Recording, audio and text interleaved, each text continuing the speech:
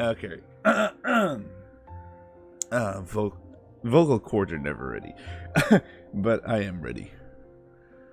All right. My So body is prepared. I don't think I want your body prepared. Anyways. All right. 3, 2, 1.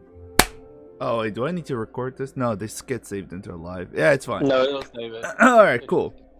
Okay.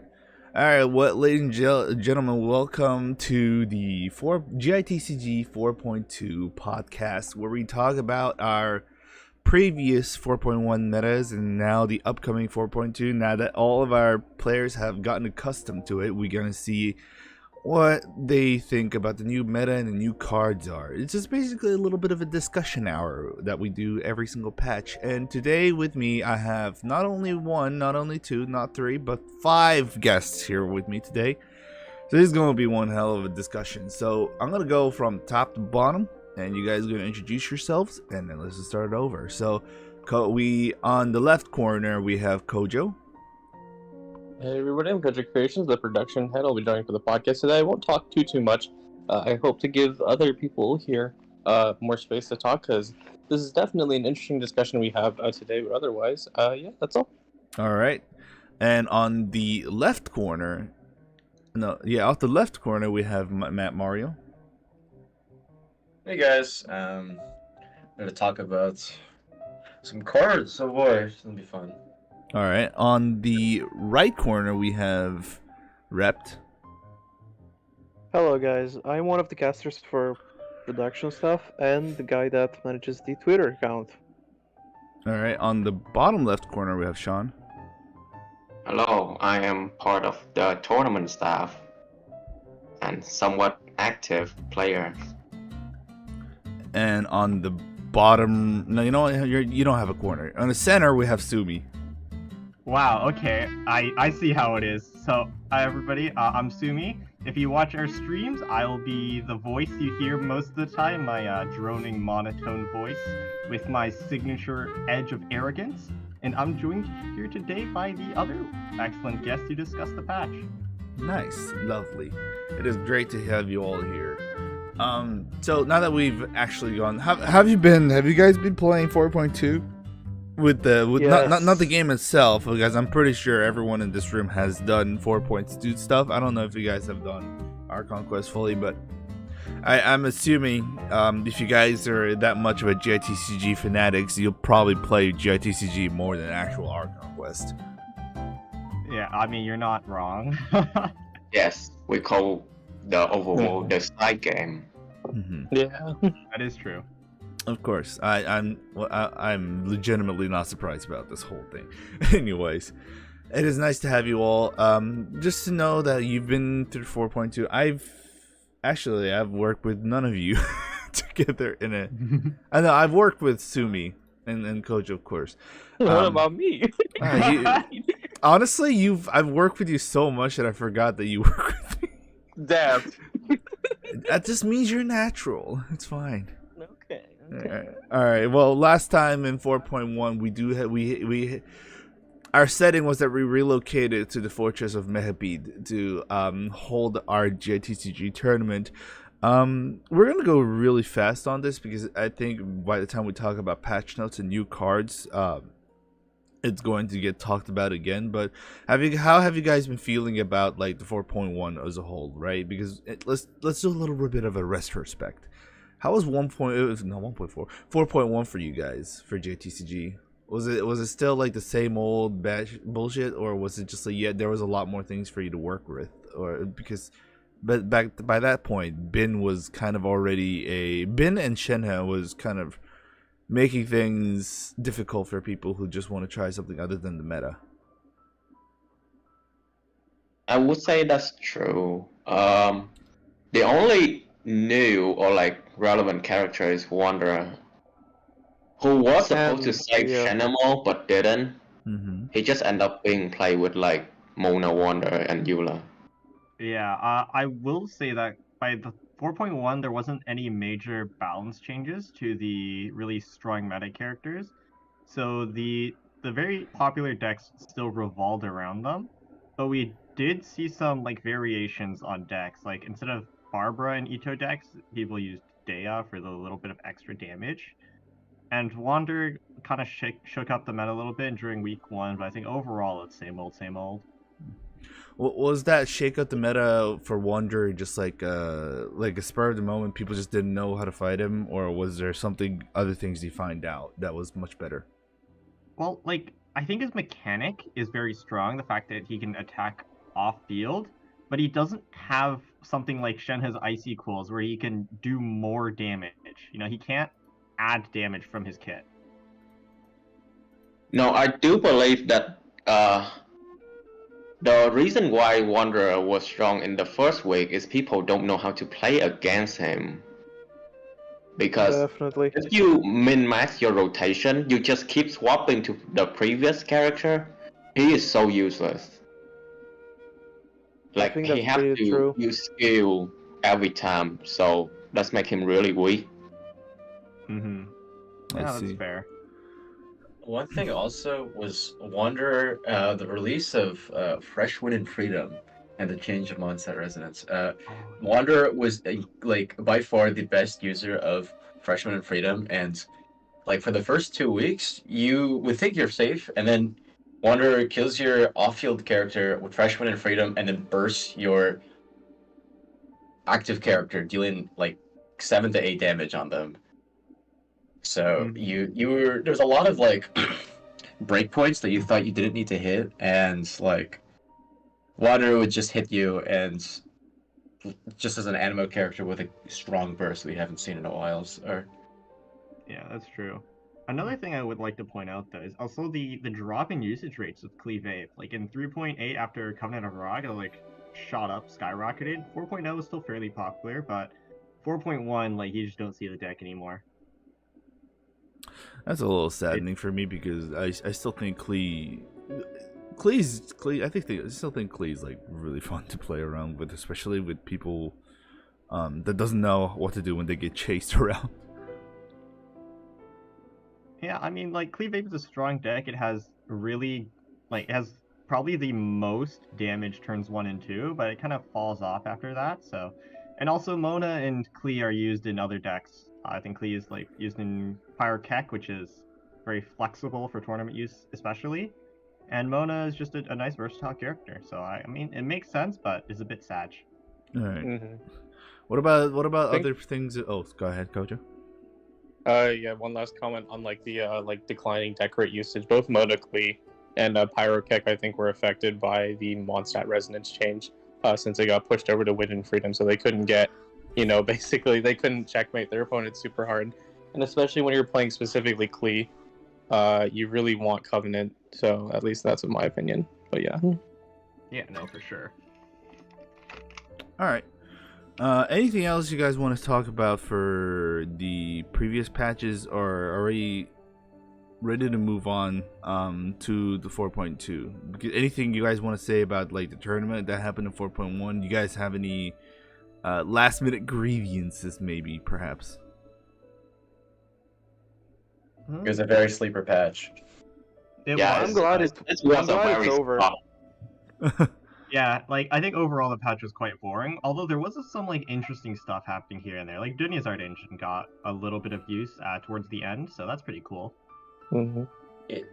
Well, the thing is, Dunya's Art Engine revived NEC, which I didn't want to see again, so I want to complain about that. Otherwise, yeah, it... You know, now that... Oh, actually, I'm going to talk about this when we in 4.2, so... Now we had our general grievances, we had our problems in 4.1s, but now after what you guys so-called the sleeper patch of 4.1, we now hit the 4.2, and with the introduction of, especially with the character cards Nilo, Dory, and Baiju, what do you feel about these characters so far? I know there's a lot of talks about Nilo, especially. I haven't heard anything about Dory, which is kind of in line. I think, I regret to say this, every single one of them is fun to play. Why is that regretful? Including Dory. Hang on. I really regret saying Dory is fun, because I just... It's Dory. I will not elaborate. but she's fun to play. You know, the more Wow. you say you don't elaborate, the worse it actually gets for you. You know that, right? My trash can on my desktop is named Dory. Okay. Rept is a Dory hater. The more you know. Yes, but she's Honestly, so I fun to respect play in her. TCG. All right. Well, okay, then let's start talking about Dory, Mr. Like, so what's the big deal about Dory that you are very regretful to say that she's really fun to play? I think her burst. What? It's just her burst. It's like her burst. The sound from her burst. It's like a lot of people play Raiden for the energy gain. Yeah. Dory does that in a more stallish way, which I kind of like better than Raiden because it also heals you.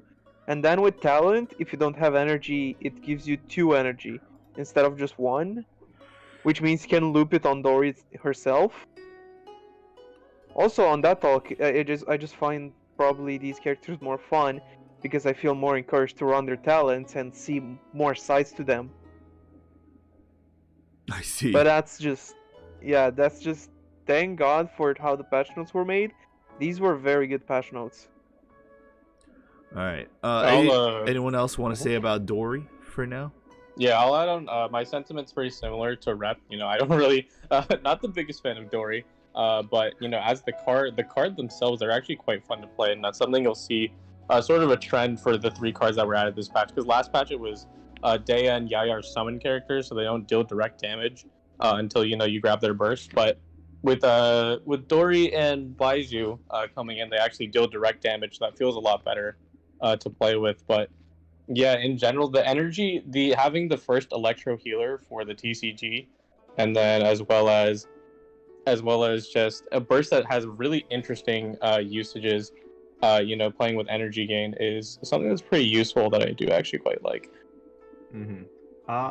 A really cool deck I saw with Dory is a Stall Quicken deck brought by Birdie in Week 1 NA Weeklies. It was like a Dory, Baiju, and I think Yao Yao deck? It was Yao. Yes. Yeah, it should have been Yao Yao, yeah. I found it... Yeah, it's Sorry, really go cool ahead. because like Dory and Baiju both have 1-turn summons, and like they also do healing. You combine Dory with the Bell, she does the equivalent damage of like other Quicken decks, but you also heal so you can sustain yourself. I thought that was a pretty cool concept. I went against that deck on the first day of the patch notes. Like, I cooked something with Baiju, played Baiju, then I was like, oh, let me cook something with Dory. I went against that deck, lost to it. Then I went back to my Baiju Nilu Bloom and smashed it. Well, and on that topic, I think we can talk about one of the other 2 characters. I'm gonna go I was with just gonna Baiju. say- Oh, go ahead. I was just gonna say that I think Dory sucks. yeah, no. I think I can agree. No, too much I Dory would stuff. agree. I will just say, like, as much as I want to see her, like, at least do something, I swear, as someone who wants to play stall, she sucks. I don't know what to say, because if you try to play her with her skill, her double summon, her double app skill, summon or 1 Electro from her skill, and then 1 from her summon, then you actually have a negative burst. Like, your burst is worse than Sarah's for some reason. How?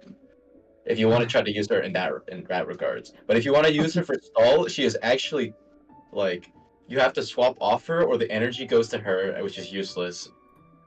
Or you have to swap off, and then you heal afterwards. There is no initial cast on healing, like Diona's. And there isn't a... What is it? The fact that just, like, the healing being backloaded is just so sad. And Okay, let me put it into perspective. Casero and Tian is Dory Burst. But instead of costing 2 energy, you can play that 2 card for 4 dice. You get the same effect. Ah. Alright, well, that makes sense. That said, let's run a little bit around and let's talk about Baiju. What are these slide transitions? What the hell? Alright, let's talk about... Fire. I'm assuming you're the one who set them, or they just kind of canvas it. I have done them in Canvas, yes. Yeah. Alright. Did it. Alrighty then. Let's talk about Baiju. I know in the main game, Baiju has gotten a little bit more up in usage, more than before. He's already kind of high in usage, but he's now even higher because of Farina's being available for the gamers. How about in the GITCG realm? Is he just as strong and just as prominent, or there seems to be like some problem going on with him, maybe? I'll let the others go in more in depth, but I think for this patch, taught me that Baiju is very cool in the main game and very cool in the TCG.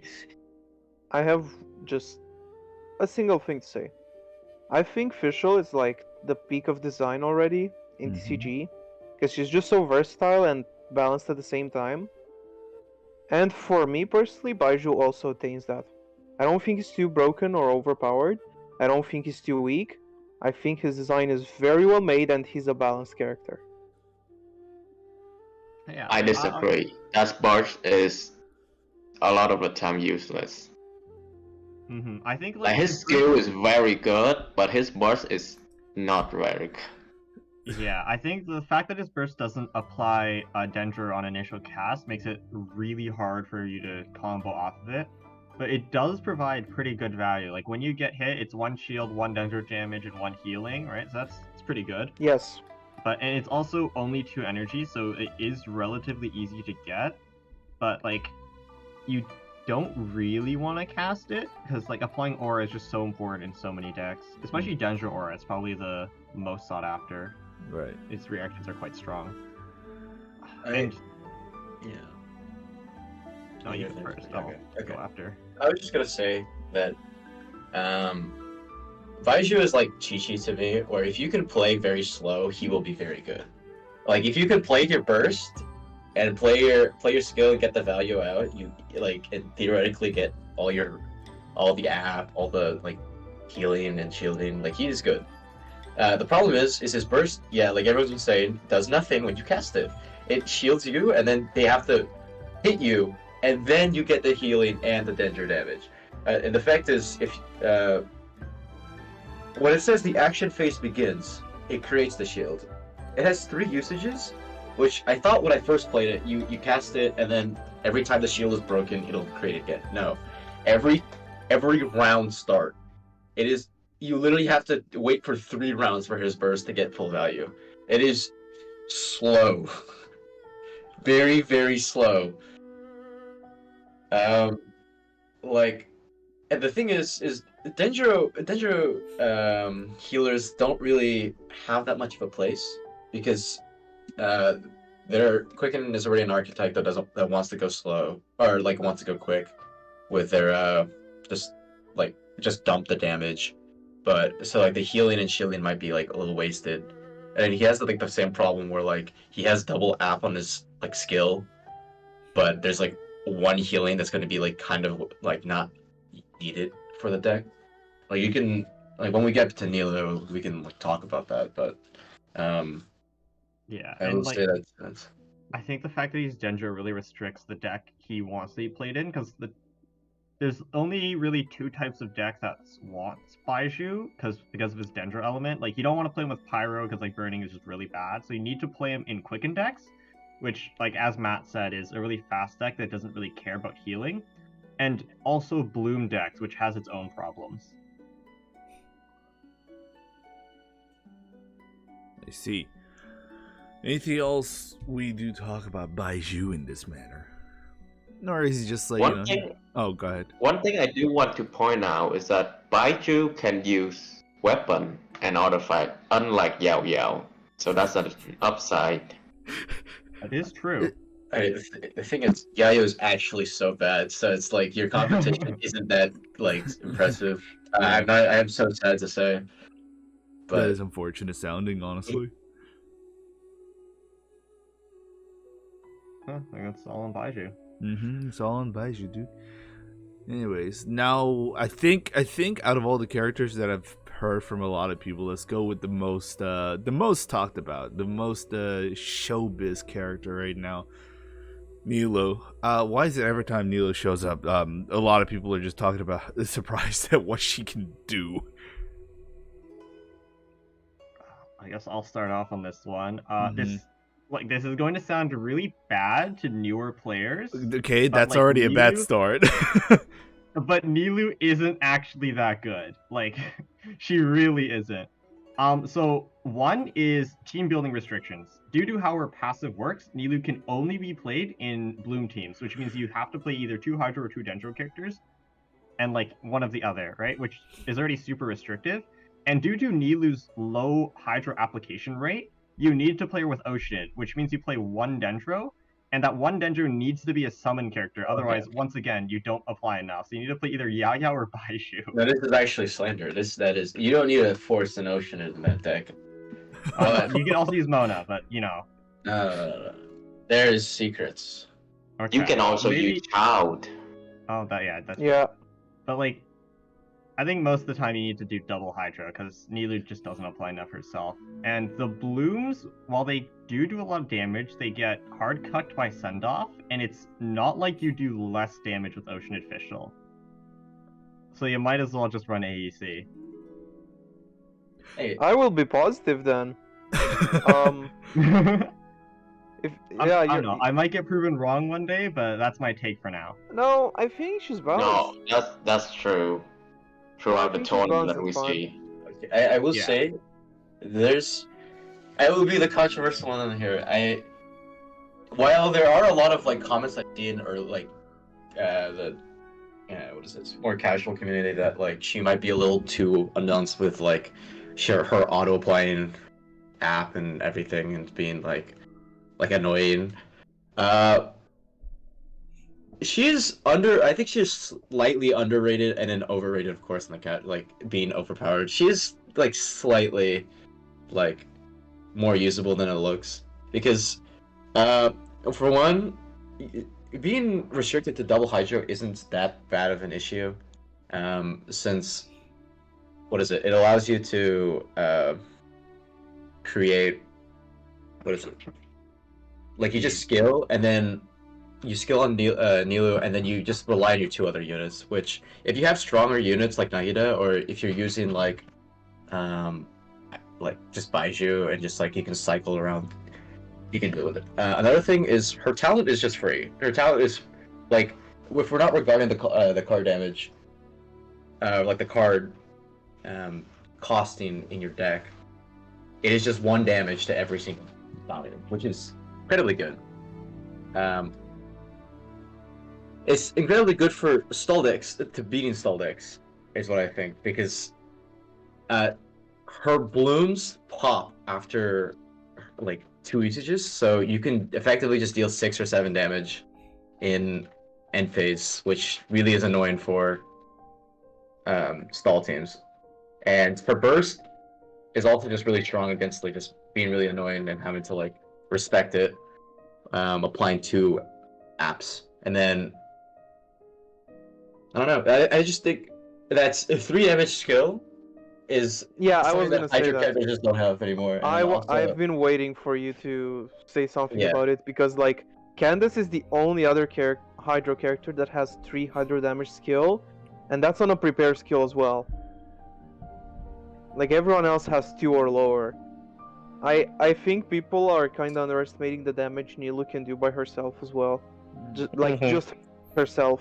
She has like actually decent numbers. Oh wait, no. I just had like a genius idea, right? Looking at Nilu's numbers. MMEC I already tried it. Mirror Maiden 3 nerf had a 3 damage skill and a If you're 5 saying- damage burst.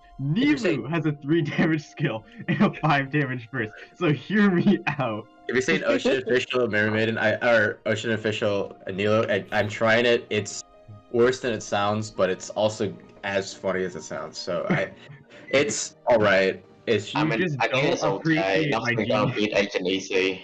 All right. But yeah, no. I think Nilu's main competitor will be Agent EC, and if like she doesn't match the pressure of Agent EC, I think people will just play that deck over her because their game plans are quite similar. You know, now, It's fine. I'm playing Nilu next week. something I found very interesting while talking about Nilu just as a whole is that there seemed like, I mean, of course, because the faction cards have come out and that makes a pretty difference, but all of a sudden, just one type of reaction just all of a sudden just becomes not something people are desiring as much as before. Like, yes, Nilu's Bloomcore team is like just Hydrodendro and it's literally just locked behind that, but is that really something to be super negative about? Because that's usually like how it used to be played, right? Like most of the GITCGs were just relying on one type of reaction between the two elements. So why is Nilu getting the blunt end of that one? As Okay, Sue said earlier, send off. Hurry, like, she gets a pretty good, I would say, trade-off for running just Hydrodendro, which would just make a normal bloom normally. But it's a reaction that relies on a summon, which can be easily countered. And you know it. When you want your summons to work, your opponent always has send-off in hand. Yeah, I mean, the thing is with Nilu is that if she had that skill or that passive locking her, I don't think it would affect her that much. Like, what would you use as your third unit? Like, you really need to run another Hydro anyways for your Dendro because Nilu doesn't have enough. Like, Nilu has more Dendro app off field than Hydro. Hydro app, which is funny. With regarding to the send off, I forgot to say the one Nilu deck that I did find success with more. Well, people like to say Mona Nahida is a good, like, Nilu stall deck, but I think that's just carried because of Nahida being broken. But I also think that one actually no, I think your personally your Dendro app is fixed. So yeah. The one thing is, Nilu is good against stall. Good against stall is talent. So if you can match it, you might as well go stall Nilu with Aquila and TOTM, and I'm not lying. I agree. And ironically, that is the best way of looking at it.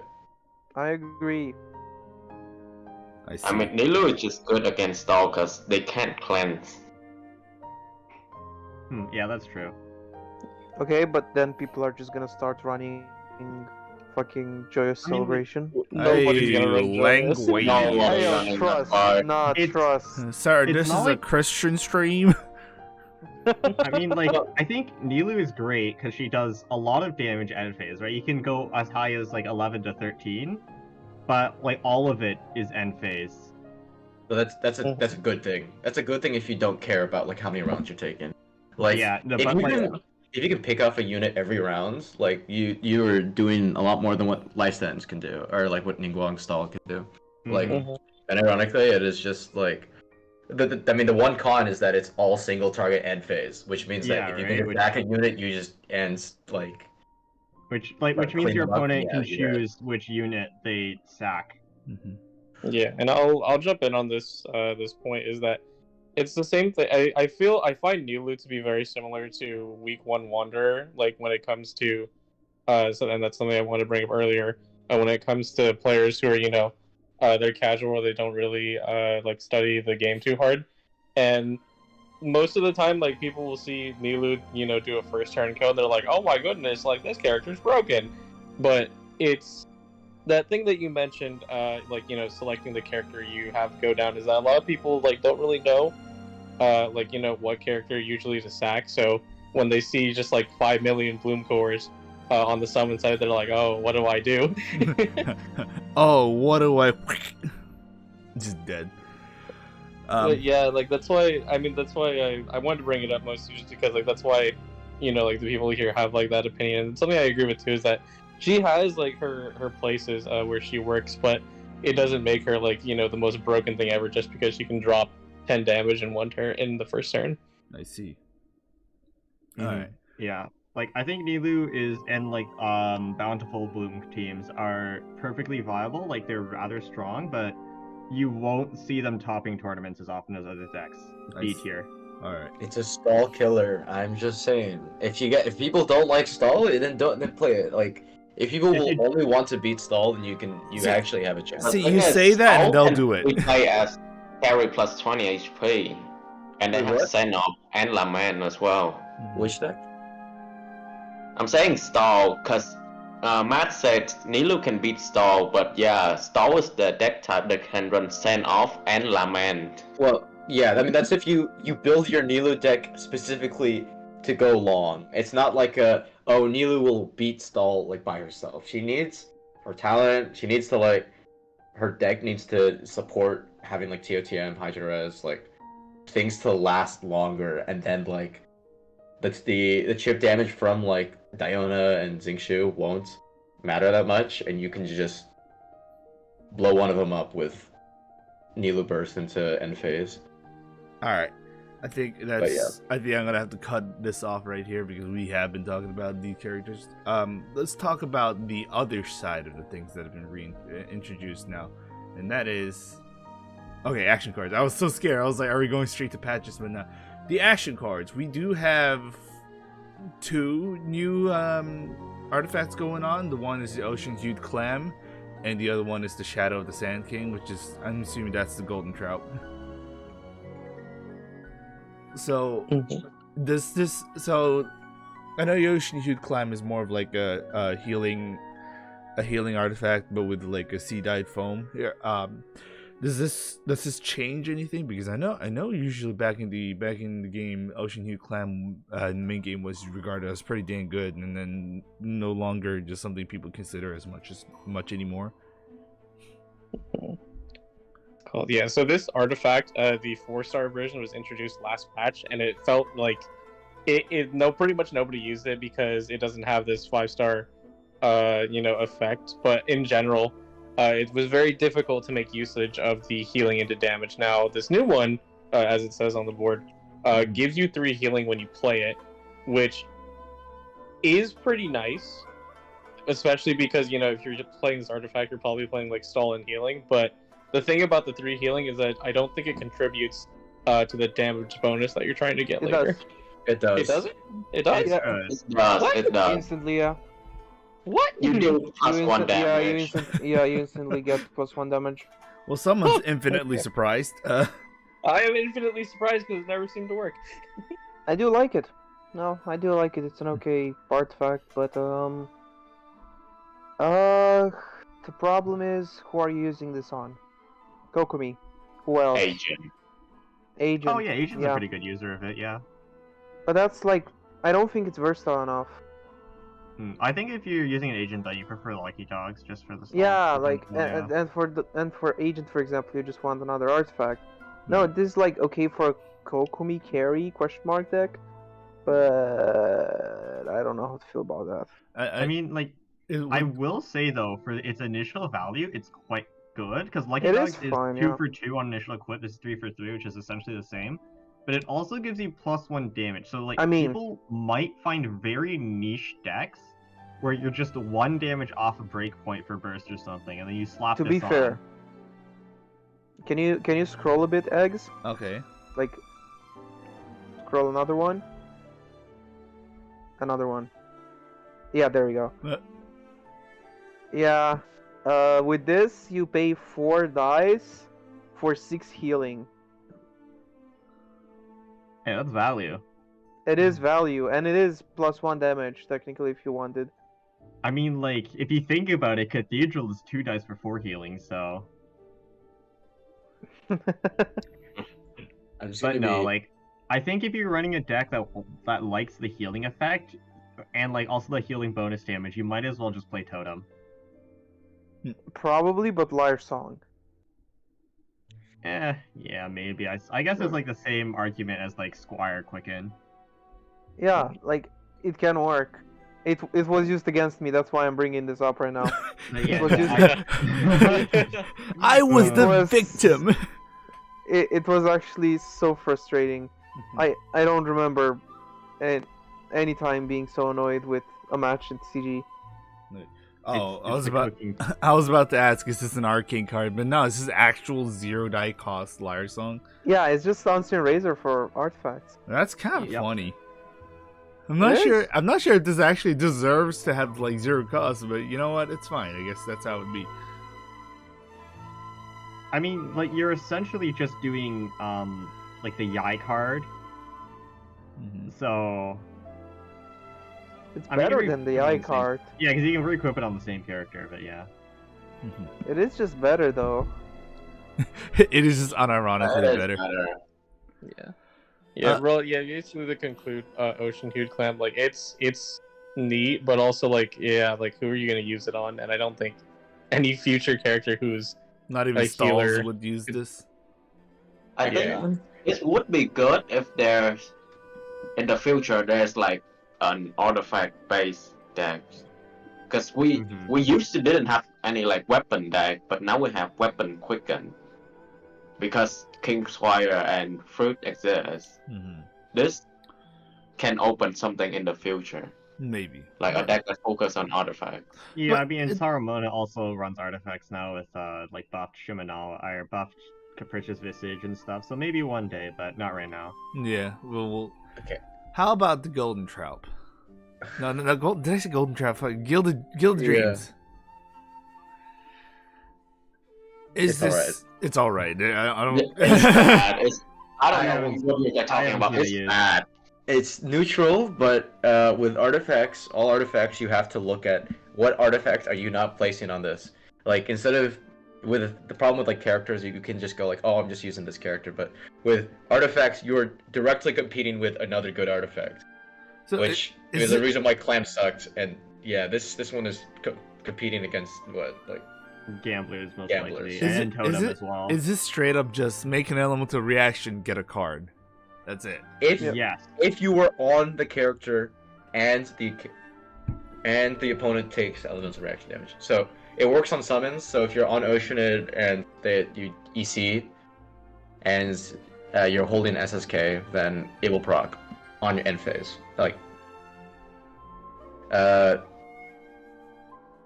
was thinking of it like right now about like it could be used in Quicken, I guess, if you have like Courtyard and or just drawn a bunch of cards with Sataria and like that hold like really fast engine, but otherwise it is very like non-committal and just a waste of just a space in your deck, I think. When you think of artifacts, you should like, unless it's something like Totem, which you'll get recurring uses, but like things with instant effects like this, you really need to think about how much value do I get out of the first usage. Something like Gamblers is really good, because like as soon as you play it, you're going to get a lethal, which means you just instantly get +1 dice, right? For this, you play for one cost. When you're about to do a reaction, you draw 2 cards, which is the same equivalent value as a strategize. So you might as well just like run that. And you can also have Gamblers on top of it. Fair enough. It really doesn't feel like an actual meaningful card at all at this point. Yeah, no, and I think it's interesting that they've been doing this thing where they introduce the 4-star version, because like, I mean, you can tell because it has a gray background. Yeah. And then maybe they'll eventually introduce the 5-star, so we'll see what they find out. I don't know what you're gonna do with the 5-star version of it too. Let's look at the Arcane card, because we already talked about Layers. No, actually, sorry, Stormterror's Layers up. Yeah. Let me take the lead here, okay? Okay, there we go. It has to have a bonk. All right, Stormterror's Lair. It's not yours. So let's go to the action cards itself. So we have Stormterror's Lair. When played, draw a random talent card from your deck. And when you play a talent card, and when your character uses a skill with an original cost of at least 4 elemental dice, you spend one less elemental die. Isn't this isn't this card just to like prevent getting cucked by not pulling out a talent card? Because we've seen a lot of things happen, especially in like Bennett's situation. Yes, it's beautiful. It's like having 2 additional talent cards. I love it. So does that mean like if your deck only has 1 talent card set in it, like you can actually? Is it actually good? Yeah, is it actually good to instead of having 2 talent cards in your deck, you just have 1 Stormterror's Lair and one Bennett thing, 1 talent card? No. I feel like you still run double Bennett talent with double Stormterror's Lair, because that's essentially 4 Bennett talent that that's fair. You can draw out of 30 cards and just eliminate RNG, and if you get it already, it becomes fodder. There's still RNG, but it's like it's way better RNG. Yeah. I mean, one thing it costs if you discount the card when you play it on the turn, it costs 1 dice. So you're essentially playing for, what is it? If you're able to, if it's just that you're paying 1 dice to tutor, or 2 if you don't use them. All right. On the turn. Yeah. So you really need to be using it. It doesn't say, but it has 3, which means that Stall doesn't really like playing it, so you have to find decks that actually want to find like their decks immediately or their talents immediately, which is like Pyro-Ka-Ching. Yeah, like Pyrocac, like it tutors you Bennett Burst and it gets you -1 on the talent itself, and like also after that it also discounts the like if you Bennett Burst again it'll discount it to 3, which means on the second usage of Bennett Burst the Storm Turtler would have paid for itself on top of tutoring whatever value Bennett Burst would have gotten, and it's also quite good in like cube decks and Oceanid decks because their skills cost 5. So it also gives you And value Gaia on top decks. of that. And Zhongli Gaia there. too. And Yeah, Ka-Ching also any has card that Stiletto. will cost 5, pretty much. Well, Ka-Ching 4 Stiletto too. is a talent and event card, by the way, which means that it when you use the Stiletto, Oh, yeah. it discounts it. So it's Jesus. 2 dice. Yeah, for Jesus. some reason.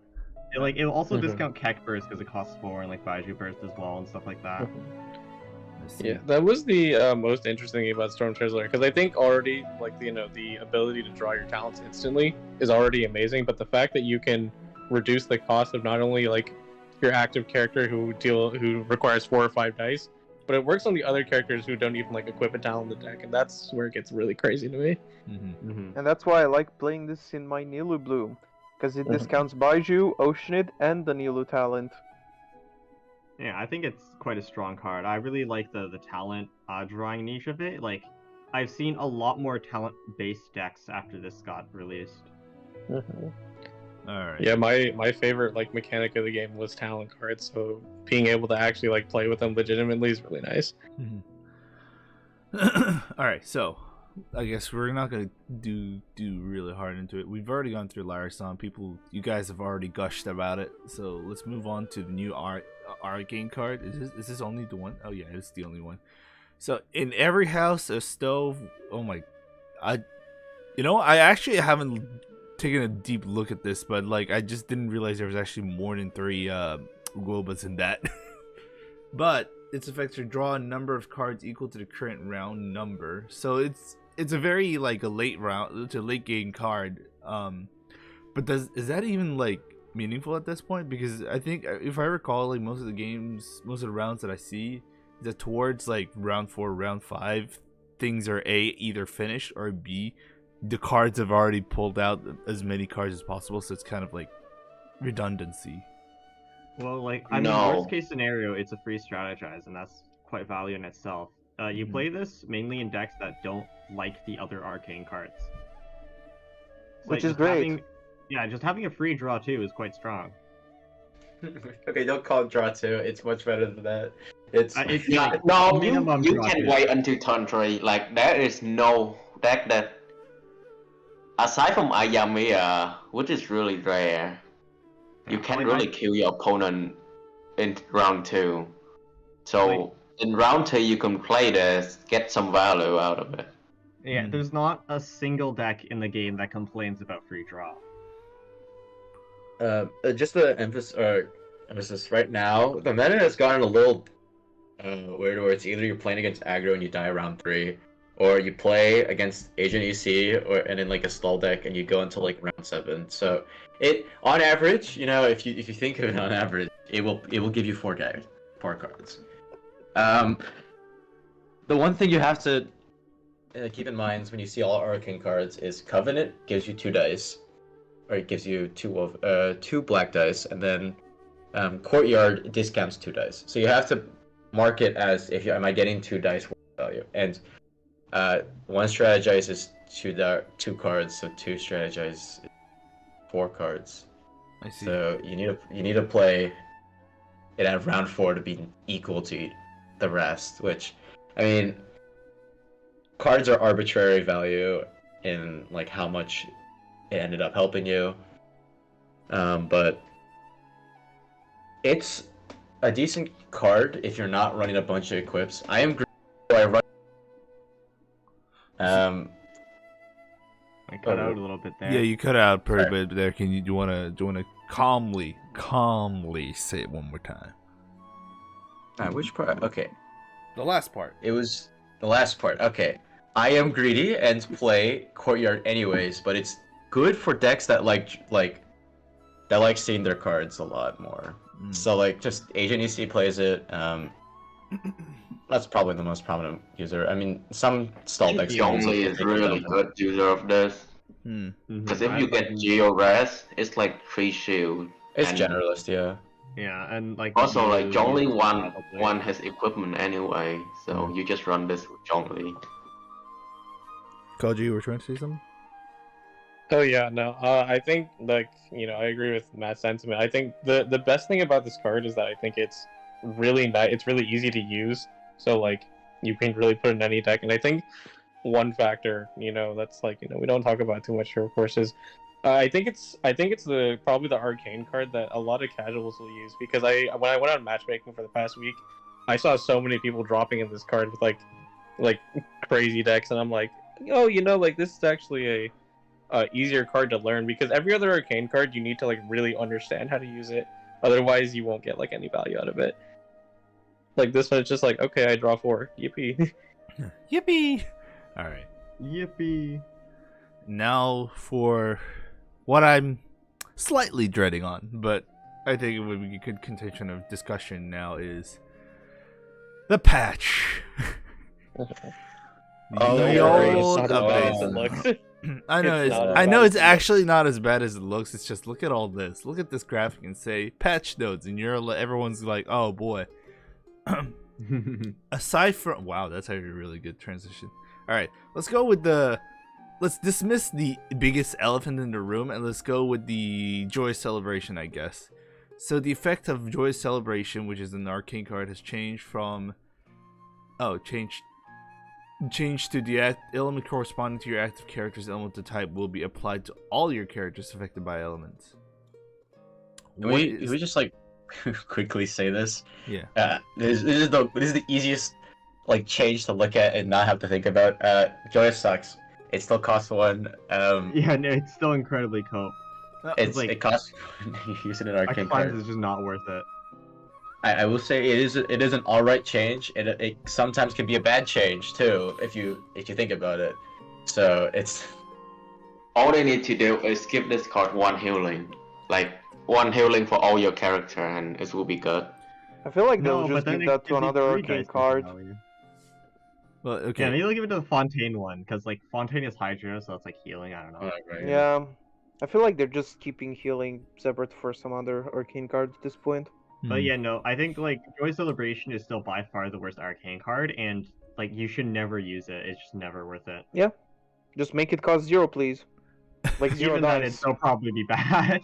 Yeah, but at least it's it makes sense. I mean, it's fine. I can cope on it without being oh. No. I think the effect can just stay the same. It just give 1 healing to all of your character. So then it's good. It's really good install. But yeah, no, I just basically every other deck wants one of the other arcane cards, and the cleanse is only for 1 turn, so it's just not really worth most of the time. I mean, with the newest arcane card, you run that over this 100% of the times. Yeah, no, for sure. This is a bit too situational. So not much benefit to be had. All right. It is a nice change, I guess. Some matchup specific decks. In specific matchups, you may want to run this card, but it's impossible to guess what your matchup is going to be, so it's just not really worth it. Fair enough. All right. Yeah, let's move on to the next part then. So, okay. That's actually good. That's actually good pacing. So, a bunch, a crap ton of talent cards have their cost deducted by 1, which is pretty much saying it costs just about the same as they normally would when they use the said talents. And I'm assuming this is just to put it in the borderlines, because some characters had their talent cards just have 1 extra elemental die cost. Some characters had just the same. Does this make it super meaningful? Is this a super huge around change? And who's the biggest winner out of us all? Strangling? Maybe strangling? I mean, I don't think anyone's really using these talents in the first place. But maybe Xiangling, because in RxN, if you run the Storm Tears there, right, you can draw it, and then turn 1 you can get that instant power application. So Yeah. you can do like an overload +1 power app instead of just like overload no aura. And the next turn, you typically want to go into Nahida so you can get that reduced cost and like maybe get a burning going or something. So I don't know, potential use there, but I think overall we are not going to see any of these talents used. You're okay. Well. Okay. You just could go to the list. I think. Okay, I see this one funny. I forgot these talents existed. It's just if you're using mirror mating, you're using losing. Oh, yeah, no. You were In order to using. use Neuvillette, you have to use her talent. Otherwise, she's just a bad character. Yeah. How the mighty has fallen. Kandeki's talent is like kind of overkill with like how much hydro you're applying. Since if you're already doing hydro infuse and you hydro, not a lot. The ones that are the most interesting, well, Sarah's Xingqiu Barbers and Xianglings, and that's Chong's too. To be fair, Sarah one is like a special case because they just changed up the talent from her burst to her elemental skill. Yeah, they made it so the way they buffed her burst was making it so you don't want to use her burst more. So it's funny. Yeah. Okay, that's interesting. What the hell? Yeah, Sarah's burst or Sarah's talent used to be on burst cast. So now they made it so you can just skill and get +2 damage on electro characters' skills and ults. Which honestly, yeah, it's weird. Running double Electro Sarah is already like a difficult thing to do, so it's like kind of. I mean, I seen G-Boot run a deck where like it was Bennett, Sino, Sarah. It did okay. It was like a Sino TK with like all the buffing, but yeah. I think you much rather just run weekly with Sarah talent. What are you guys talking about? Yeah, Ting completely griefed my stall deck with it, so I don't want to. Oh wait, was it Ting? I thought it was G-Boot. No. Ting file with Sarah talent. G-Boot ran Sino OTK with Dea Bennett, not with Sarah. Oh, okay. Ting ran Sarah Mona Sino, which with Sino at 4 stacks and skill, and with Sarah's talent up, that is 8 damage. 8 damage is very hard to deal with. 8 damage skills, because with with Sino's other talent, which will be later. But I just wanted to just briefly talk about how Xingqiu's talent is really good in stall. It is just free damage reduction, and yeah, because it's reduced to 2, right? Yeah, the cap. Yeah, and instead of like only activating on when you do take 3 damage or more, it's now the same as Ning's shield, where like if you take 2 damage or more, it reduces by 1 up to 3 times with talent. Yeah, it's 3 times, so it's just +1 like it is just actually 1 more shielding. Yeah. And Barb's talent is also really funny. I used it in 3.6 as a meme with as a 4 cost, but this just being a 3, like Barb's talent, when it's active or when her skill is active, will give you 1 free swap per round, which is pretty funny. It is 2 free dice if you can use those. I see. But yeah. I'm probably not going to be seeing these ones. So of all these changes just being super huge, it just at the end just doesn't really surmount to much. No, it means a lot. It means a lot for some decks. We might see Xingqiu talent in DP. Yeah, but it's nice. And alongside with the Lyre Song, I think it's reasonable to assume that like maybe whoever's wanted to push the meta a little bit more towards using talent cards, be more accessible. Because you're not doing fine with that, yeah. Yeah. No, I think they just want talent to be placed. Like before this patch, no one ever touched any talent aside from Bennett. But that's the thing about like shaping up the meta, because GITCG is very has a lot of factors into a key of victory, and you know it comes down to the versatility of like your characters, your action cards, your weapons, your artifacts, and how you use your arcane cards. I think talent card were just one of those things where one of those niche groups of cards where you could have used them to create a different line of victory, was just really bad. It was just not worth the cost of it. But now with them getting back into a new into an actual valid factor, maybe they just wanted to shape the game up a lot more complicated than before. I think like what Hoyo is trying to do is, like, as you said, make underutilized cards have more of the spotlight, and in that regard, I think they're doing a pretty good job, right? Because like before, people didn't really play artifacts. They had some they buffed Good versus Vicious and whatnot. Like Saramonius is announced, that's quite good. Yeah. And they added King Squire, right? So now Quick Index use artifacts. Right. And like they introduced Dunyazard, they buffed Chef Mao and Dunyazard, and like now Companion Engine with Chef Mao is pretty good in a lot of decks. So and for me that's huge because as an onlooker, right? Remember guys, I'm no longer a player. I'm more of an onlooker of these games.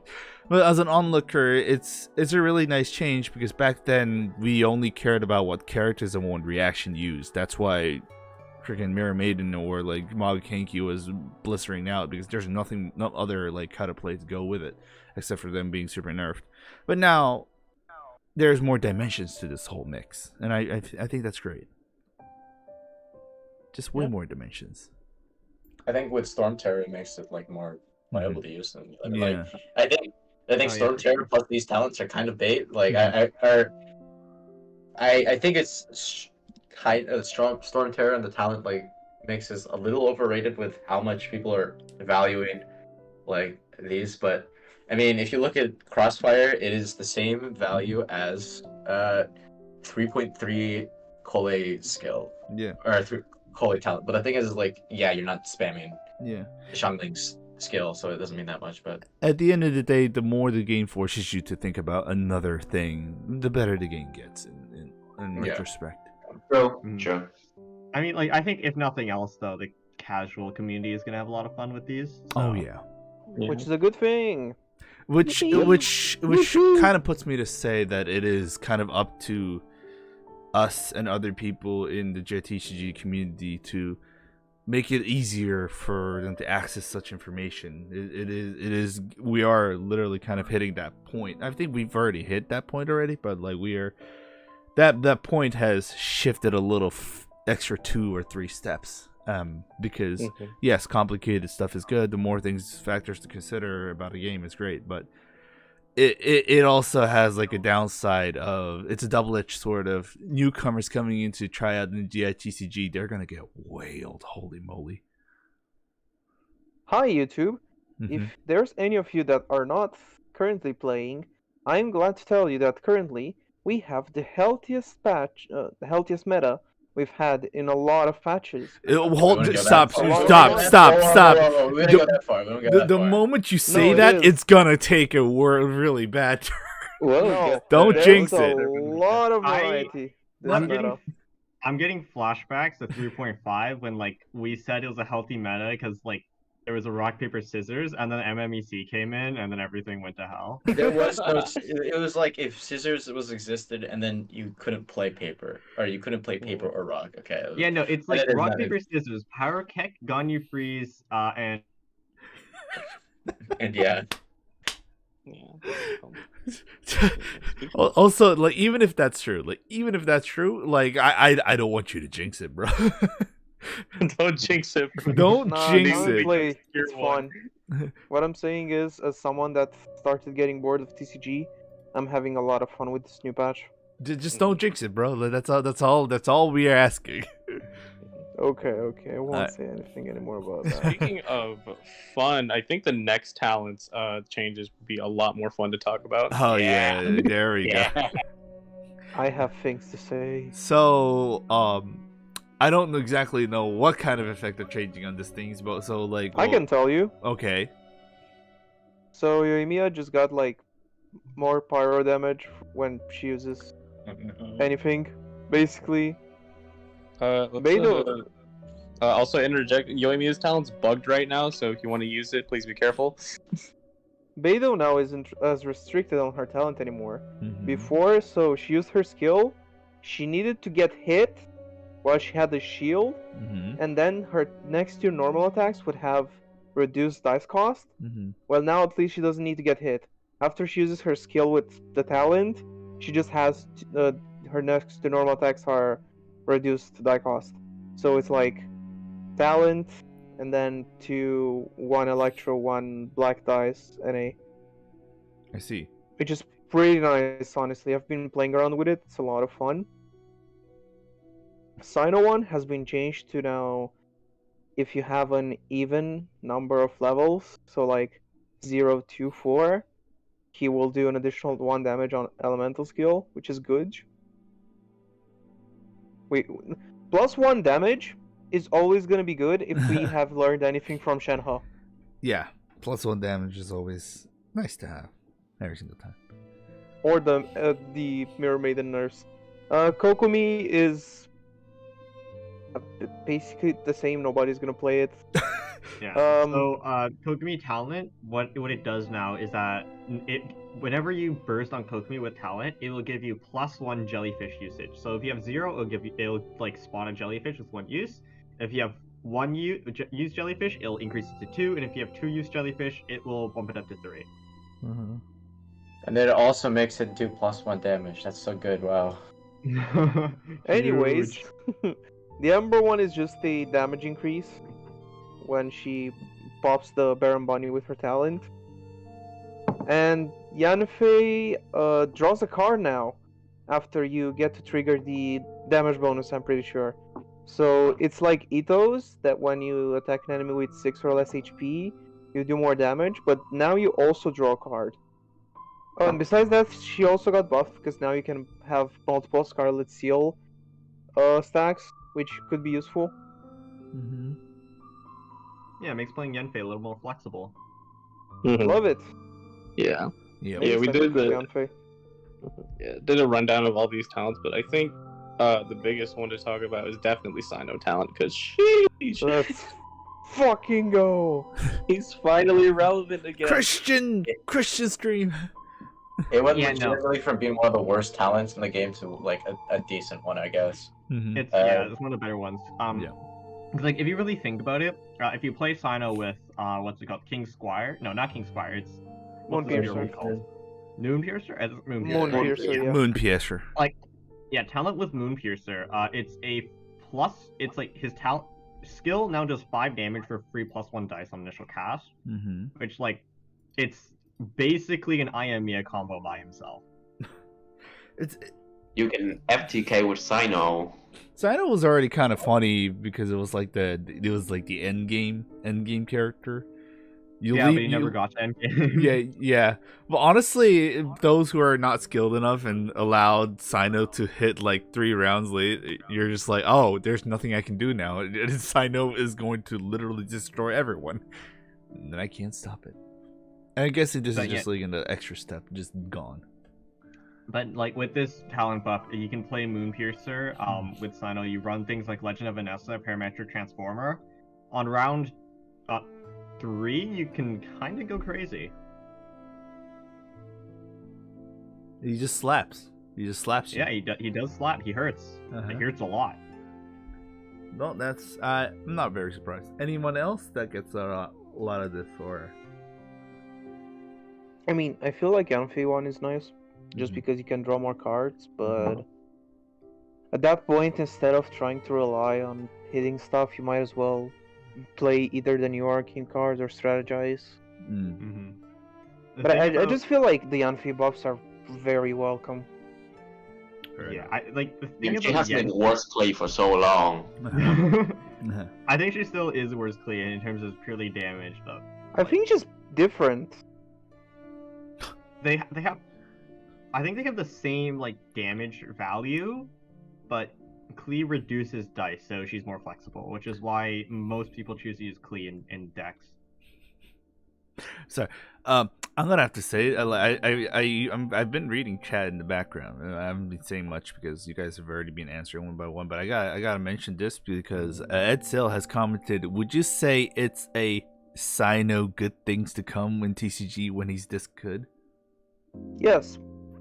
Okay, He didn't get the joke. He didn't get the. I got the joke. It's very funny. I didn't get the joke. It's a sign, as an SING. It's a sign. S-A. You say it's Sino. I'm but I I'm sorely see. you know what? I'm very disappointed in all of you. We're moving on. No, What do you mean? What? no, I'm literally Sino. I have to be very serious about explaining the joke to Sumi right now. Alright, next up. Gene has changed. Elemental burst and its red energy required decreased from 3 to 2, and the damage from the summon decreased from 2 to 1. And Thank God. Oh my God. Well, Jean having 3 energy before really sucked, so now that she has 2 is a lot better. honestly, to be fair, any character that has 3 energy, even if it's like really good, it's a bit of an hassle. I will say GITCG is good. GITCG is good. the fact that she got a complete energy decrease, and then like the summon going from 2 to 1 is not that much, and then she doesn't see that much play, showed how bad she sucked with how bad she was with 4-3 as a summon. Like the other reason why you would want to play Jean is if you want the 2 damage heal to Yeah. everyone, which is pretty size. Like it is very good. It's just how are you slotting her in for that is the thing. I think I play with Jean a lot, and the problem I realized the problem with healing is that healing is not that good unless you can stack it with shield and damage reduction. Yeah, for sure. Jean That's why- only has shield, which is not good Gene enough. confirmed. Man, as a double Animo user, this puts a tear on my face. The changes Also- are welcome. Also, like Sucrose Stream Mona just like is not matching up with the current meta. It doesn't do enough damage. I'm sorry. Yeah, I know. Yeah. Look, I know when tragedy strikes, and you know I may shed a tear or two, but that's how it be. I think to an extent, Hoyoverse might be scared of ever making Animo control like a legit like threat in the meta.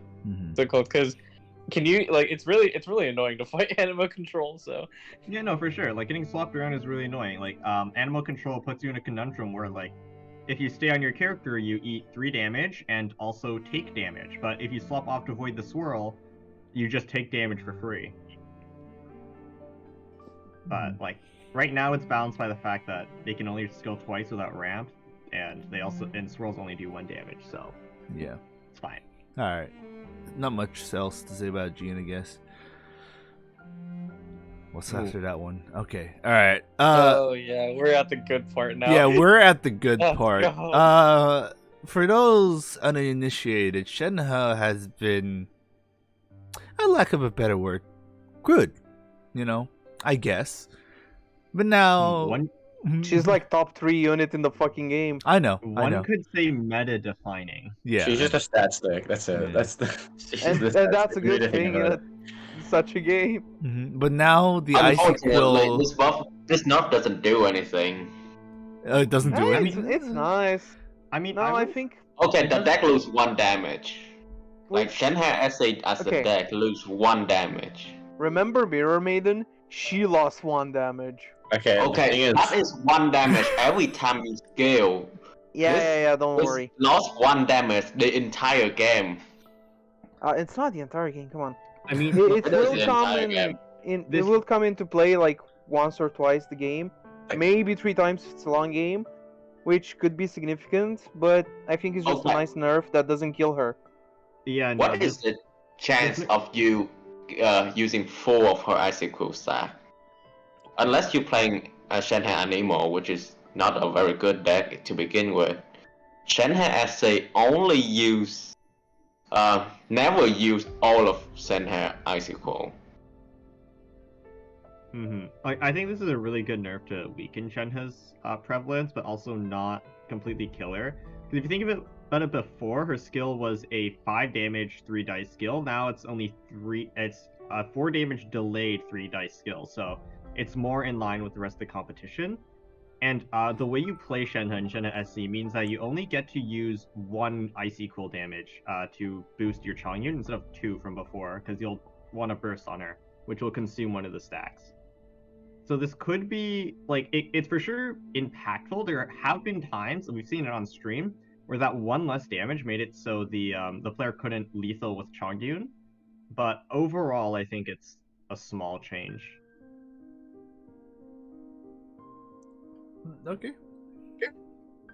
Yeah, I mean, I think The biggest reason why Shenhe is good is because all of her damage bows come from her burst, and her burst wasn't touched. She will still get griefed by send off, so it's like, oh. Sometimes Shenhe's like skill again and refresh the. But the one thing that we like to say is that the one damage does come into play when you don't with breakpoints. Because if you theoretically swap to Chongyun and you only have 2 quills, with burst up, skill does 9 instead of 10 like before. Yeah, okay. I was gonna get to that. Was that skill does used to do does 5 damage with both buffs. So now if you swap and then the character won't get 1 shot immediately. Or 2 shot, which means that Shen SC is a little less reliable in eating up stall decks, which good for me. But I mean, I think this makes it so Shenhe SC is more reliant on crowd res for breakpoints, and players might opt in for heavy strike to make up for the icy cold damage. Okay. Yeah. I would like to complain though that Shenhe SC was a 50-50 deck before, where it would roll the exact things it needed to kill you lethal, or it would not. But now it tips it a little in the favor. Chongyun had to normal once and now did 4 damage or 3 damage with one of his normals, and that means that he can't lethal you anymore. That means a lot down the road. It means that, I mean, you can say it's 1 damage overall, but that 1 damage mean life or death for force the breakpoints really bad. I mean, characters don't die at 1 HP, they die at 0, so it is what it is. And I feel like we're just exaggerating stuff at this point, but yeah, I think before that is weaker, but not by much. I think before it gets out of hand, we can just start moving on to the next part, I guess. Yeah. And then that's Rodea of Locke. Oceanid, Oceanid's been nerfed only once, right? This is the first. No, you mean to say Oceanid has been roaming free for a long time until this day? Yeah. That's even then. This is not a nerf. This is an adjustment. This is kind of funny. Yeah, honestly. I think it's net neutral overall. It makes it so Oceanid does most of the time with 2 summons, which is when you're using the burst. She still does 8, right? Which is effective. Which is what you're going to be doing most of the time pre-nerf anyways. But it also means she can't one-shot a full HP character, which means if you want to do that, you need to run Adeptus. I think overall though, Oceanid's strength comes from the summons. The burst is just a happy upside. Yeah. I will say though, if Oceanid is the only character alive and then there's no summons alive, I will die to forgetting that no summons Oceanid does 7 damage with Adeptus. You lose the one. Yeah. That is so grief. Yeah. Yeah. It's a net buff in Ocean 1v1. All right. I mean, Oceanid Burst has always been good, just because it's attack on with everything, and it's a really good burst to hold on to, because 10 damage is just a clean 1-shot, even if you heal. So it's not having to deal with that and only go into 8 damage max, I think, is still pretty reasonable for some matchups. For most matchups, it actually doesn't matter, but I don't know if the stall player is running Lament and they can stall out again. You need to just wait out this 1 turn and lose all the summons, and the Oceanid Spur doesn't do anything. It does mean something. It does mean a sizable amount when you can play towards its weaknesses. But honestly, most of the time you can play the Oceanid player can just not ignore the burst and sack Oceanid, play for agent burst or something. It's very much it does matter in some situations, but most of the situations, it won't matter that much. Yeah. But it definitely, maybe I'm underselling it, but it does mean somewhat for some scenarios, or just it seems less bad than it is. it seems worse than it sounds. Like it's not. Yeah, I mean that's how an adjustment works. I guess it's just annoying. Fair enough. I don't know what you're talking about. I think this doesn't affect Oceanid at all because most of the time most of the time you burst when you have like 2 or 3 summon. Yeah. By that point, it doesn't. Yeah, and then It's net still the damage. same amount of damage. Also, gonna be that guy. I've honestly throughout all my majors, I've barely seen Oceanid use burst. Yeah, that's just kind of a me thing, right? Yeah. It was like I was while you guys are talking about like the strength of it, I was like in my head like, did anyone actually use burst with Rodea like once in a major? And I think it's only mostly once. because- You use Oceanid burst to kill Itto, but Itto is no longer in the meta. But again, in the major, we're talking about 1.4 and 1.4. Why gotta keep saying that? Oceanid Burst isn't like okay. Oceanid Burst isn't just about lethaling character. It's about the threat of the lethal because it has the highest potential damage in the game. And in turn with 4 summons, the player has to play around it, so they can't swap onto their carry, lest they risk a leave it to be like burst on Rodea. The threat of the burst is often much stronger than doing it yourself. Which is why like this burst can make it so swapping in is a lot safer. But I think overall though, Oceanid strength is the summons, not the burst. This shouldn't affect our usage. Well, I think that's. Wait, is there any more? Oh shit! Yeah, there's Okay. one more, and I think you should hype this one up. Yeah, I The think. big one. I think. Every time I compare about like big nerfs, honestly, I think nothing more than. I think nothing beats Mago Kenki, but then I'm now looking at Itto. I was like, maybe Itto beats Mago Kenki's BS, maybe.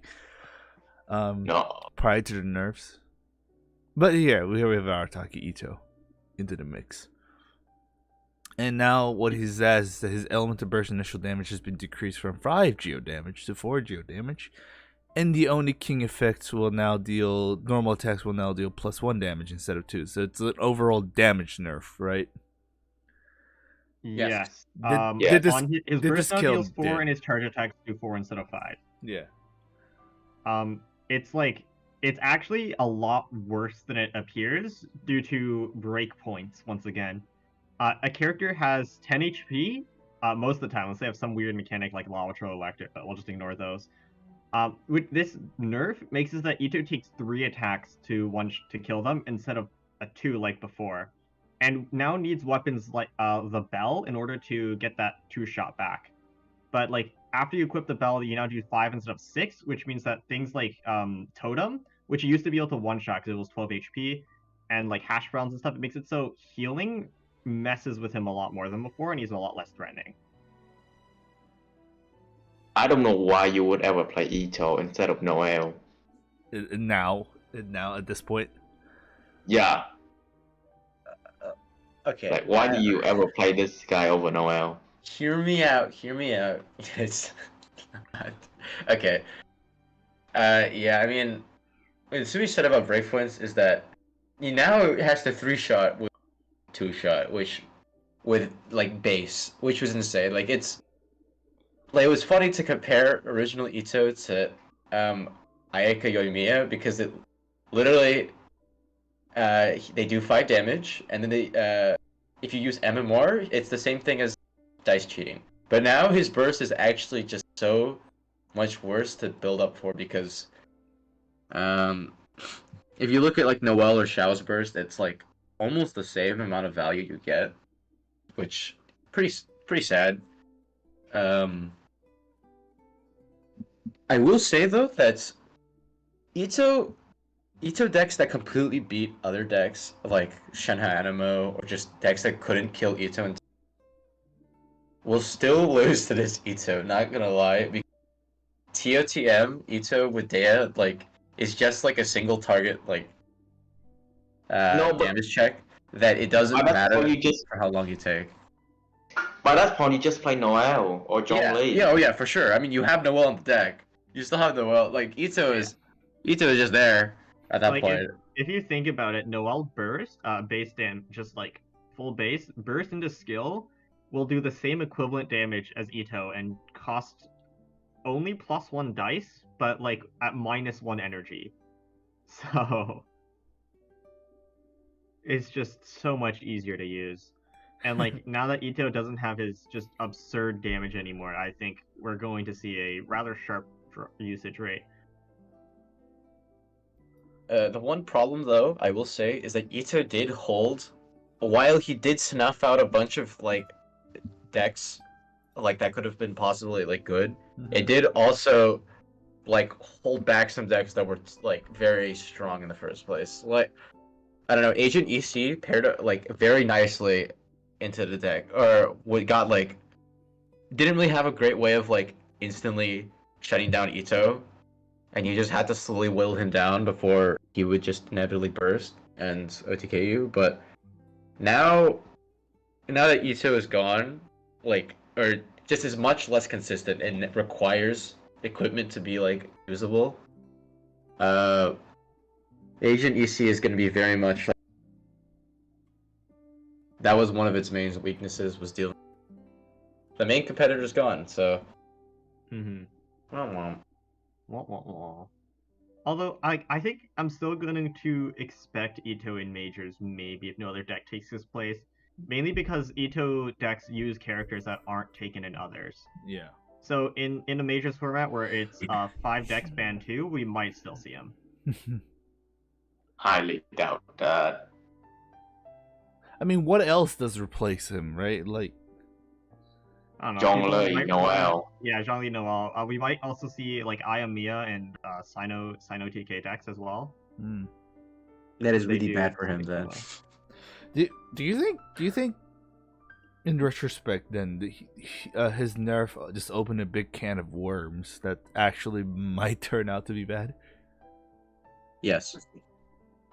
Potentially. I'm just gonna say yes because It could be.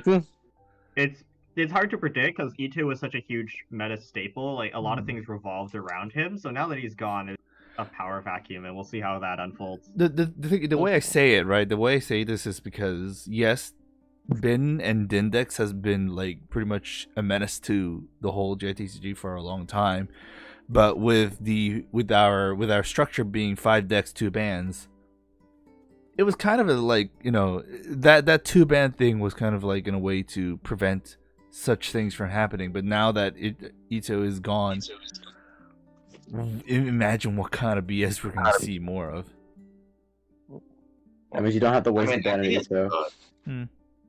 Because like I feel like in major, everyone just banned Itto. Everyone just banned Itto plus another deck that they don't want to play again. Usually it was the Shenhe deck that gets Shenhe or Raiden kind of that gets banned. Actually, no, it's usually just Itto plus one deck that they don't want to play again. Either or, I don't know. We're definitely gonna have to see for the future what the future holds. But Arataki Itto being banned was definitely like more of like a short.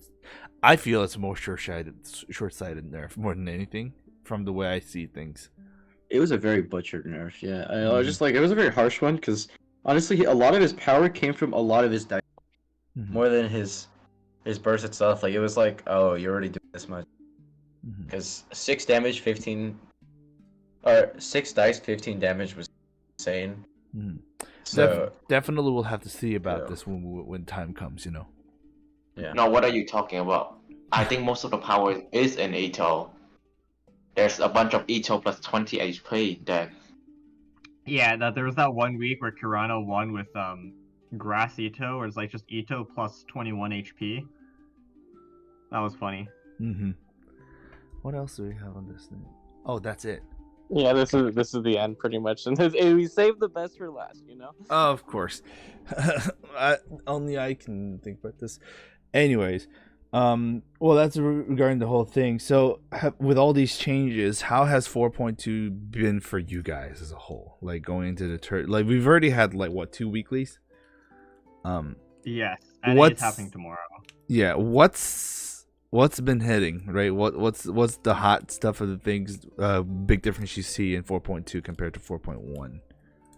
No Itto. No I can run more Itto. stall, but there's more combo, so it's sad. Mm-hmm.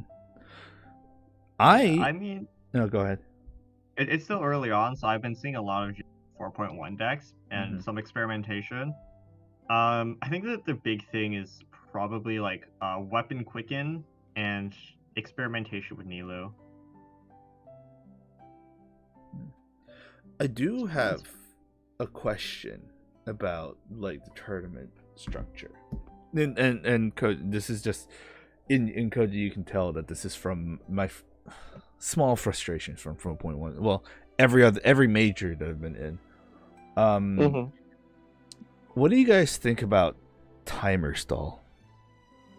Because I think as the meta has progressed further and further, it feels, well, not feel. I've actually been seeing that like people are running down the clock more so often than they need it to be.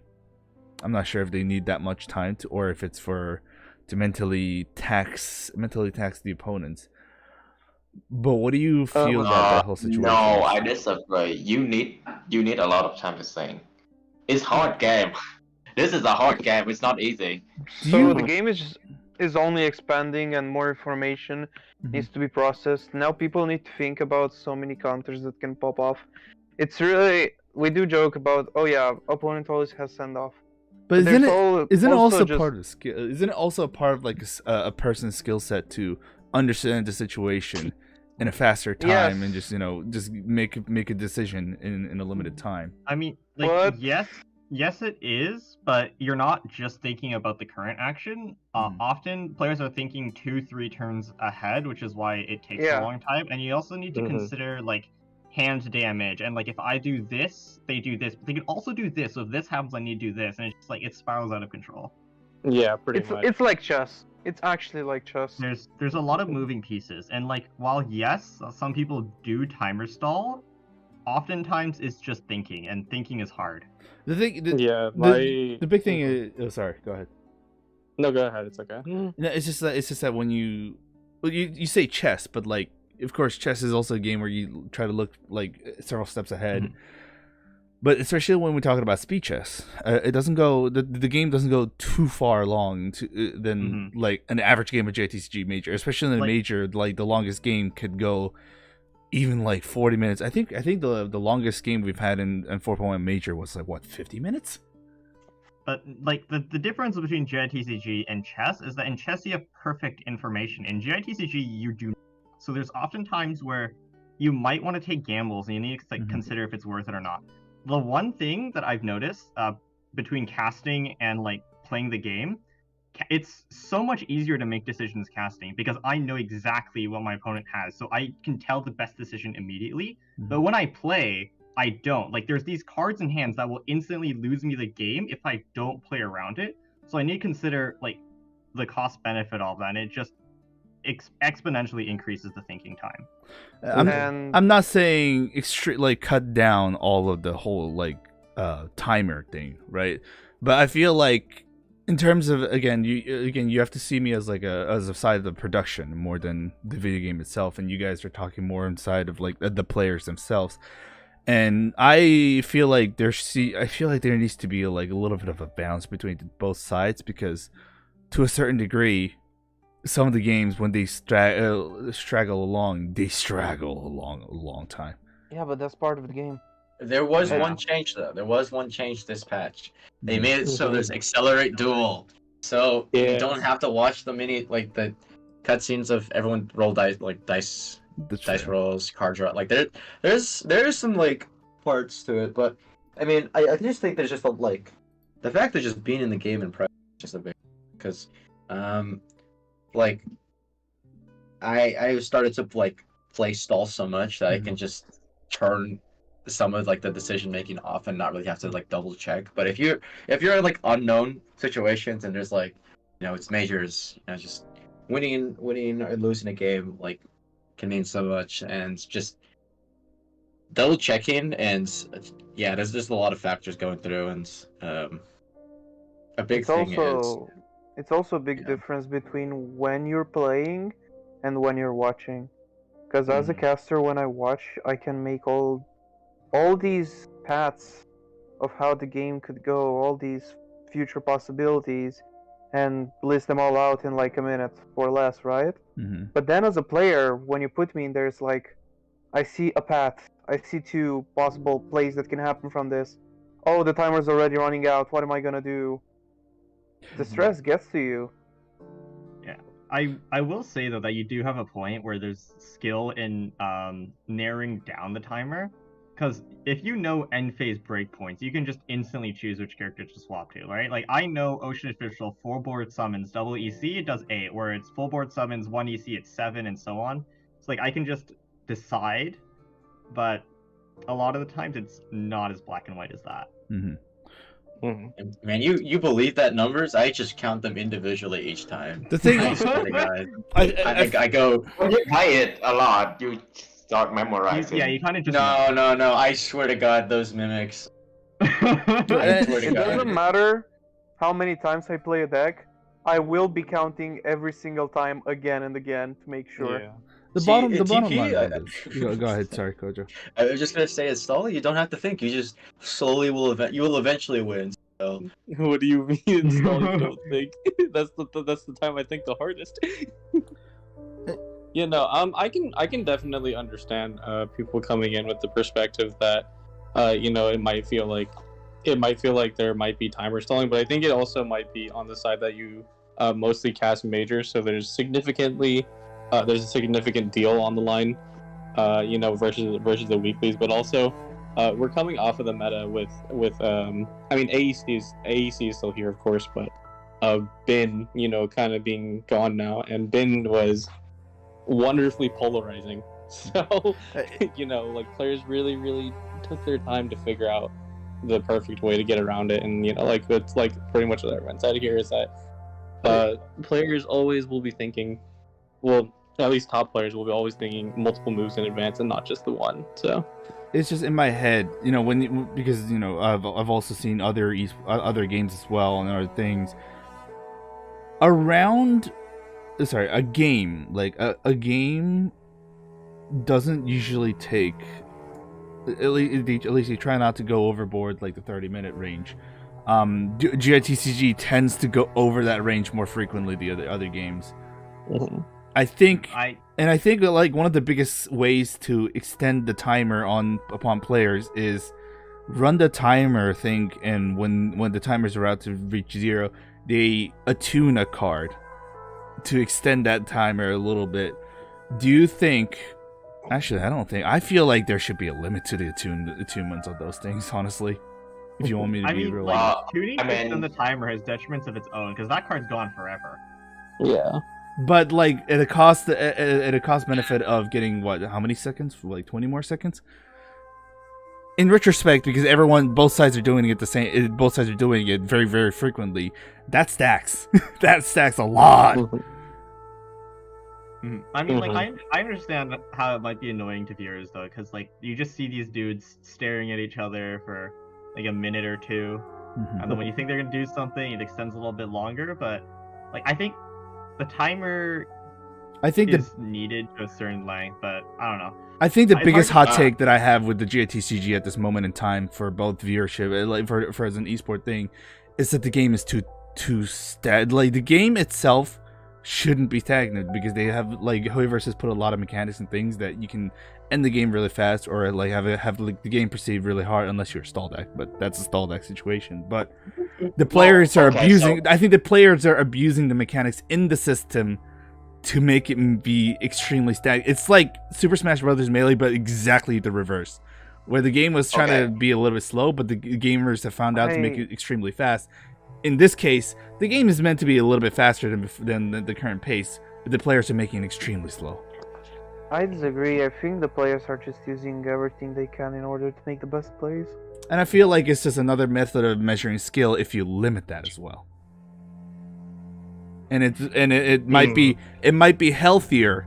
It might be healthier for both spectators and everyone else, because at the end of the day, only people who are enamored, very, very manic with GITCG will watch those games go for 40 minutes or 50 minutes.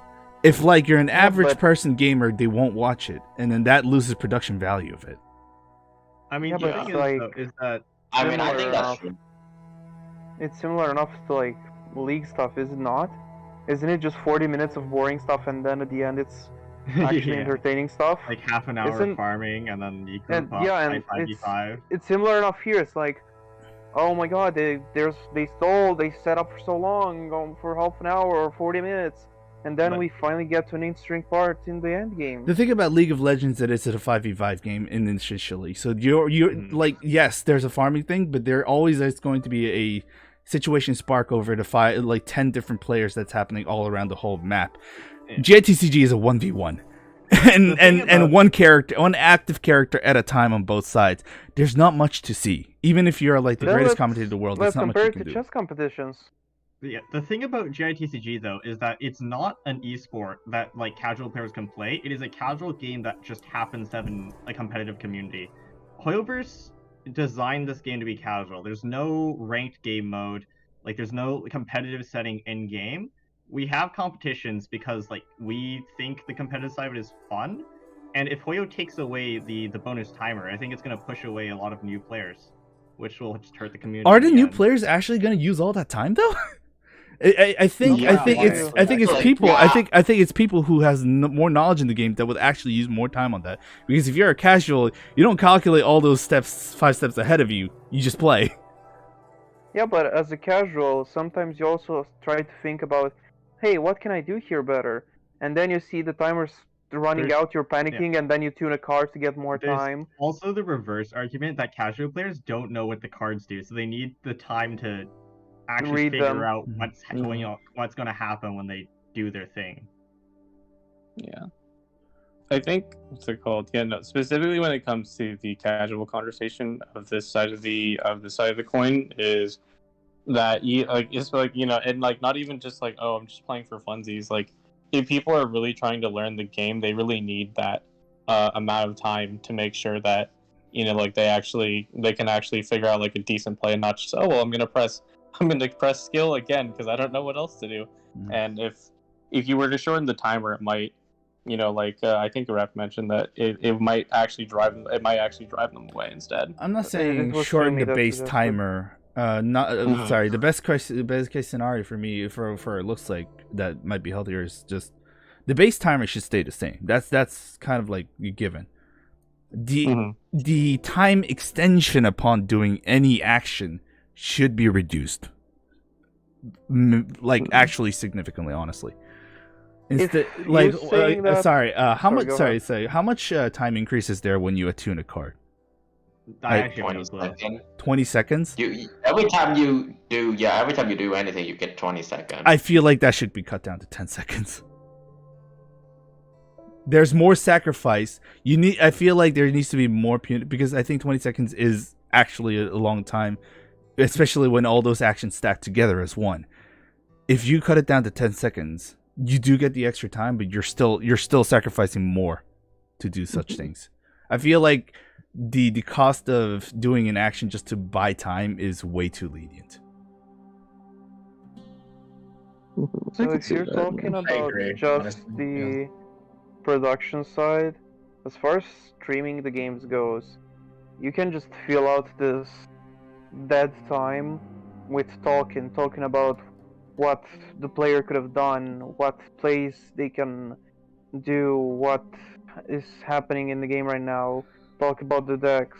There's stuff to talk about as a content creator, right?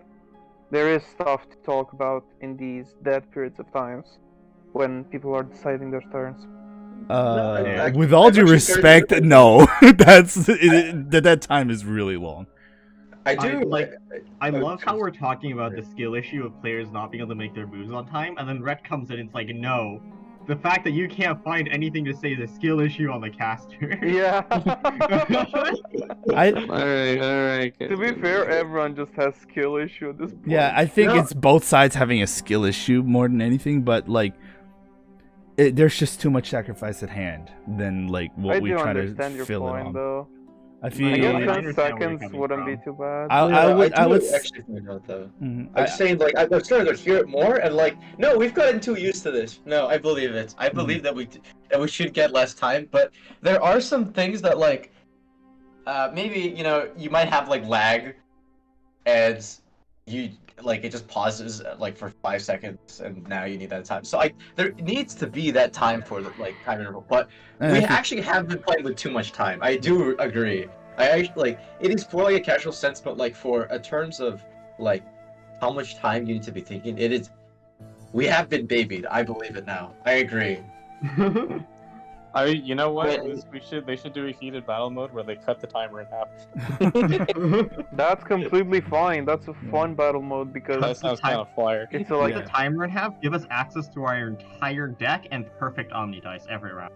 No. what the. Oh my god. Okay, I said make a healthy change. I said make a healthy change, not make everyone's brain explode. Yeah. Oh my lord! What time is? Oh yeah, it is reaching the 2 hour. Yeah, we're mark getting slowly. pretty far in. So. All right, I think we're gonna have to like slowly get into the closing remarks. So, anything you guys want to see more into 4.2? I'm gonna go down from top to bottom. So far we've seen like compared to like what we're seeing so far and what we hope to see by the time of 4.2 major. What is like the biggest things you expect? Let's start with Kojo. Talent cards. Oh my god. Please. I've been cooking with talent cards nonstop. I love it.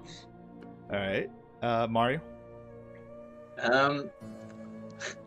I would like to see nothing that it like something that beats combo that isn't, or I don't know, something that is different from Agent EC and actually isn't just, oh wow, Nikita +2 summons is good, guys. Like, yeah, it's a good deck, yes. I am tired of seeing they going like, oh, this card was technically not that nerfed that much. Yeah, I need to see more something different. But I mean, there's definitely more leniency with what we have, so it's good to see. All right, Rept. I am already expecting to see a lot of deck diversity in the sense of character cards being. Some of them we wouldn't expect to be used and see way more characters. But what I would like to see for the rest of that in the patch is maybe a action cards diversity, which the talent buffs do help because now we can see more talents. I hope we can see more of that. Maybe people try out the new artifacts, the new action cards, etc. Shann. I just want to see more combo decks. No. Why are you a combo hater, Matt? How could you? Because it kills. Like, it's just I see a combo and I actually have to shake their hand already. Like, what am I supposed to do? No, I love combo. True, I love combo. And lastly, Hey. Sumi. Yeah, no, I'm with Shann on this one. I actually do want to see more combo. The past few patches have been mainly aggro or stall. We haven't seen a lot of combo decks, so it's like kind of exciting to see Candace Razor and Ayamiya being more. So like hopefully we maybe see some Sino TK decks with the new Sino talent buff.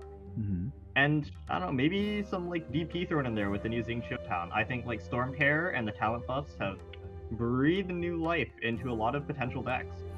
Yeah. And also Cube. I want to see Cube. You know, now that I think about it, I feel like since the time has gone through this whole GITCG, I think it's worth having one extra podcast about the retrospect of every single patch of the GITCGs and pointing out what was the good and the bads. Oh, that'd be fun. Purely We out can of a plan that. production Oh, level. that would be fun. Like you can say like 3.3 was the start of it. What was the problem? Magu Kinky was the problem.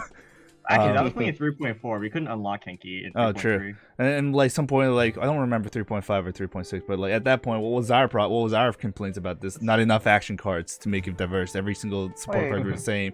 You know, some stuff like that. Maybe that's something we can think about. 3.5 MMEC existed. Yeah, I feel spawned. like it's good to have like an archive of history where both tournament and production had problems or praises about the game.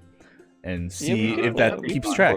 For that. Yeah, and I'm down if that for it. tracks with the current game, and if Hoyoverse is willing to see if Hoyoverse is actually like applying these feedbacks in a very fast manner or not, you know, we'll see. Mhm.